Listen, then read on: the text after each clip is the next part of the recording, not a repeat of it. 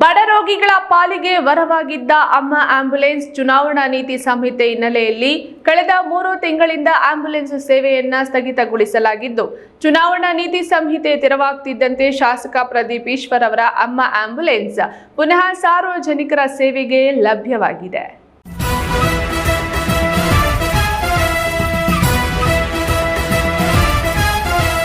ವಿಧಾನಸಭಾ ಚುನಾವಣೆ ಸಂದರ್ಭದಲ್ಲಿ ಪ್ರದೀಪ್ ಈಶ್ವರ್ ಆಂಬ್ಯುಲೆನ್ಸ್ ಸೇವೆ ಆರಂಭಿಸಿ ಚಿಕ್ಕಬಳ್ಳಾಪುರ ವಿಧಾನಸಭಾ ಕ್ಷೇತ್ರದ ಸಾರ್ವಜನಿಕರಿಗೆ ತುರ್ತಾಗಿ ಆಸ್ಪತ್ರೆಗಳಿಗೆ ಕರೆದೊಯ್ಯಲು ಮತ್ತು ಕರೆತರಲು ನೆರವಾಗುತ್ತೇನೆಂದು ಘೋಷಣೆ ಮಾಡಿದರು.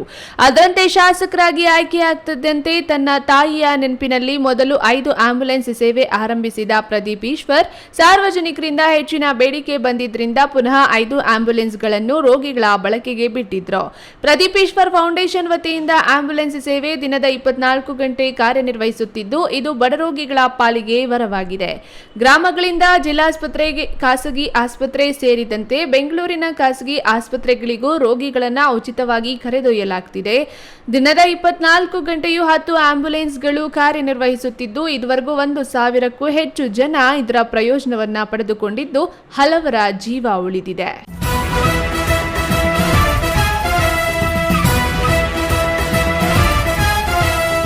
ಆಂಬ್ಯುಲೆನ್ಸ್ ಸೇವೆಗೆ ಸಾರ್ವಜನಿಕರಿಂದ ಮೆಚ್ಚುಗೆ ವ್ಯಕ್ತವಾಗಿತ್ತು. ಚುನಾವಣಾ ನೀತಿ ಸಂಹಿತೆಯಿಂದ ಸ್ಥಗಿತವಾಗಿದ್ದ ಆಂಬ್ಯುಲೆನ್ಸ್ ಸೇವೆ ಪುನರ್ ಆರಂಭವಾಗಿದ್ದು, ಸಾರ್ವಜನಿಕರು 08024413333 ಸಂಖ್ಯೆಗೆ ಕರೆ ಮಾಡಿ ಆಂಬ್ಯುಲೆನ್ಸ್ ಸೇವೆಯನ್ನ ಪಡೆದುಕೊಳ್ಳಬಹುದಾಗಿದೆ ಎಂದು ಶಾಸಕ ಪ್ರದೀಪ್ ಈಶ್ವರ್ ತಿಳಿಸಿದ್ದಾರೆ.